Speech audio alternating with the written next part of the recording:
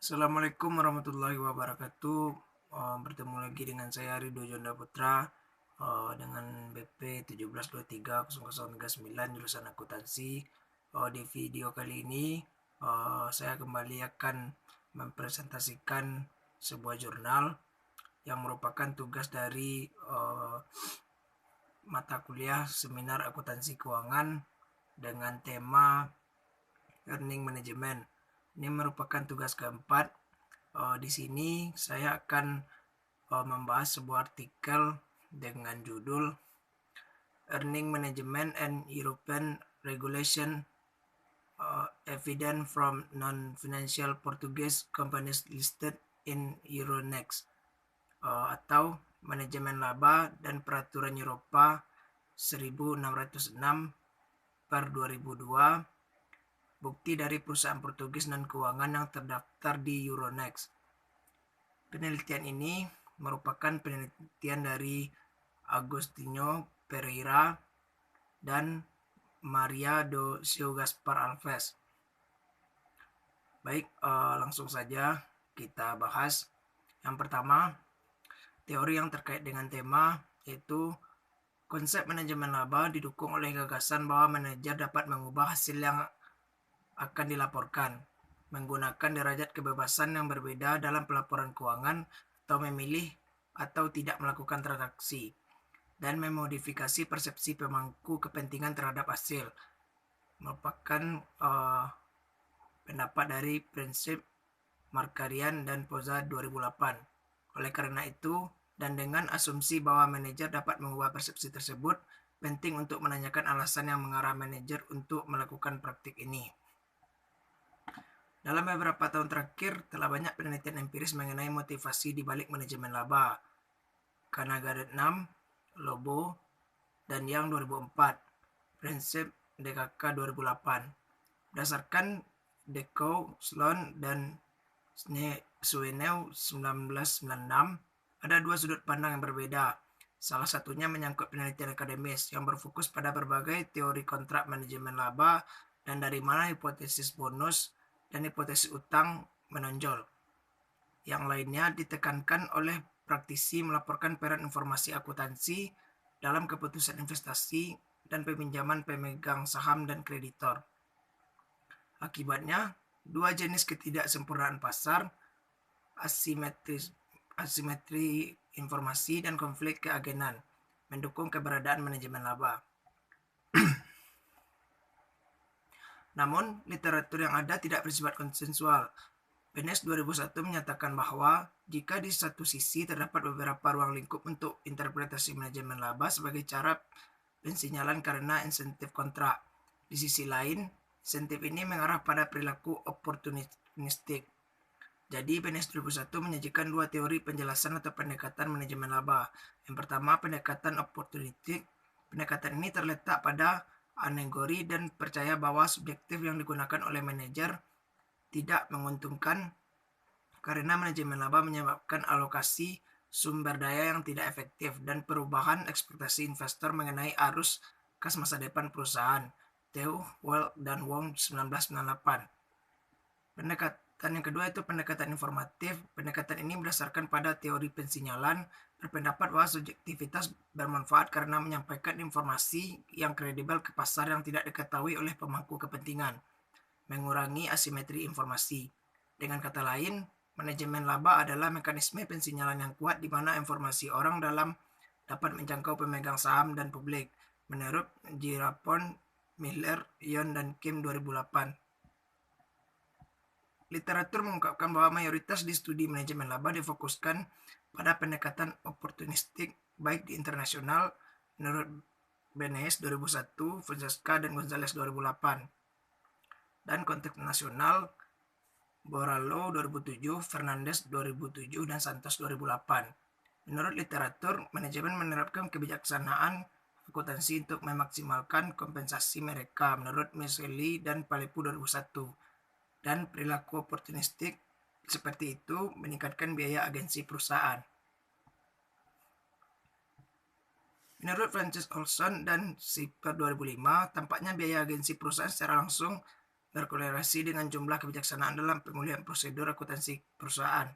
Namun, literatur juga menjelaskan beberapa kasus di mana pemberian manajemen dengan kebijaksanaan akuntansi yang meningkat terbukti modernisasi biaya agensi perusahaan menurut Audit Holder dan Robin 2013. Di sini laba yang dapat diprediksi dapat menurunkan risiko informasi perusahaan yang juga dapat menurunkan biaya perusahaan.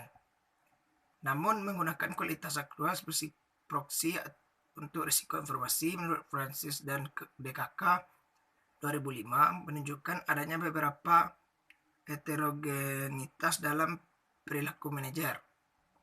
Sementara banyak manajer menggunakan akrual diskresioner untuk meningkatkan kualitas pelaporan, mengurangi ketidakpastian informasi. Manajemen laba. Dalam literatur akuntansi tidak ada konsensus definisi mengenai manipulasi akun, dan ekspresi yang berbeda digunakan untuk menggambarkan fenomena yang sama seperti manajemen laba dan akuntansi kreatif. Dalam makalah ini menggunakan istilah manajemen laba untuk menunjukkan semua bentuk manipulasi dengan pengecualian penipuan pelaporan keuangan. Oleh karena itu, dianggap bahwa manajemen laba merupakan intervensi manajemen dalam proses produksi dan pelaporan informasi akuntansi untuk memperoleh keuntungan diri tertentu.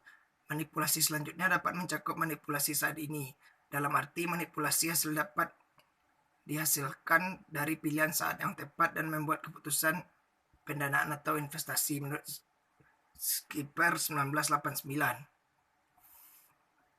Dengan demikian, kepada Healy dan Wallen 1969, fenomena manajemen laba terjadi ketika manajer menggunakan pertimbangannya sendiri secara diskresioner dalam penyusunan pelaporan keuangan dan dalam penyelesaian transaksi tertentu, dengan tujuan untuk mempengaruhi pemangku kepentingan ketika mereka mencoba menyesuaikan nilai akun tertentu untuk memenuhi persyaratan yang diberlakukan oleh kontrak berdasarkan data akuntansi.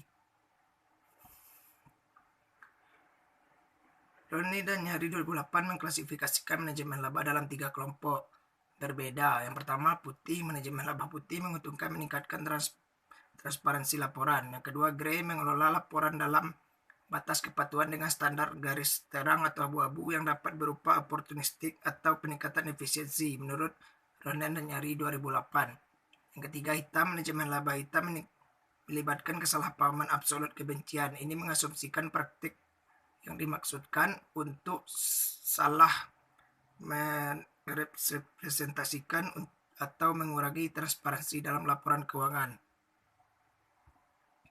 Baik, di dalam artikel ini terdapat rumusan masalah, yaitu apakah perusahaan keuangan yang terdaftar di Euronext Lisbon membuktikan praktik manajemen laba berbasis akrual setelah adopsi IFRS. Tujuan penelitian dari penyelidikan ini adalah apakah setelah adopsi wajib IAS atau IFRS perusahaan non-keuangan memanipulasi hasil akuntansi diukur melalui akrual diskresioner. Selain itu, pertanyaan penelitian adalah dan selanjutnya hipotesis dalam penelitian. Adapun kasus yang terdapat dalam artikel ini yaitu karena skandal keuangan berturut-turut pada awal abad 21 di Amerika Serikat, Enron, Xerox, WorldCom, dan Adelpedia, dan Eropa, Parmalat, dan Ahold, kami telah menyadari bahwa informasi yang diungkapkan oleh perusahaan mungkin tidak mewakili realitas mereka yang sebenarnya, sehingga mencemari kepercayaan investor dalam informasi yang diungkapkan oleh perusahaan dan oleh karena itu di pasar keuangan, menurut Jen dan Rezi 2006. Skandal ini yang mengguncang Wall Street dan berasal dari trik akuntansi atau praktik yang salah hanya mungkin terjadi karena keterlibatan beberapa pihak, menunjukkan bahwa instrumen yang dimaksudkan untuk mengawasi dan memantau manajer tidak sepenuhnya efektif.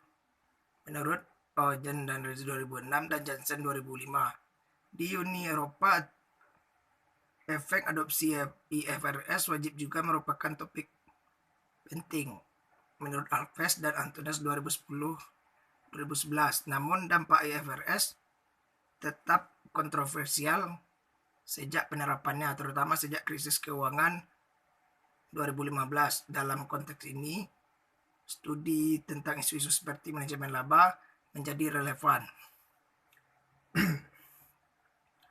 Yang ketiga, objek penelitian atau sampel penelitian. Perusahaan keuangan yang terdaftar di Euronext Lisbon pada periode 2015 sampai 2016 merupakan objek penelitian artikel ini. Teknik analisis data di artikel ini mengambil teknik yang dapat diukur, yaitu melalui discretionary due diligence yang dianalisis melalui penerapan IAS atau IFRS oleh perusahaan non keuangan yang sahamnya di Euronext Lisbon dalam periode 2015 sampai 2016. Model econometric Deco et al. 2003 dan hasil empiris yang diperoleh menunjukkan bahwa perusahaan non keuangan yang terdaftar di Bursa Efek Portugal pada periode 2015-2016 menunjukkan bukti adanya discretionary debt sebagai salah satu indikator manipulasi akuntansi. Metode yang digunakan untuk melakukan metode dalam makalah ini menganalisis bukti manajemen laba diukur melalui accrual diskresioner. Hasil penelitian di sini menjelaskan bahwa meskipun penerapan IAS dan IFRS masih terdapat tanda-tanda manipulasi akuntansi pada perusahaan non keuangan yang terdaftar di bursa. Yang terakhir itu kesimpulan. Di artikel ini ditarik kesimpulan, yaitu investigasi ini akan memberikan dua kontribusi yang berbeda. Pertama, untuk menutupi kesenjangan di tingkat nasional, karena tidak ada studi yang mempertimbangkan periode yang dianalisis. Dan yang kedua, untuk memungkinkan pengayaan bibliografi tentang subjek ini, dan itu mengubah di suatu negara di benua Eropa setelah diberlakukannya norma internasional secara wajib dan masih terdapat praktek manipulasi akuntansi. Baik, mungkin itulah hasil presentasi saya pada tugas kali ini. Kalau ada salah dan janggal dalam penyampaian, saya mohon maaf. Saya sudahi dengan wabillahi taufiq wal hidayah. Wassalamualaikum warahmatullahi wabarakatuh.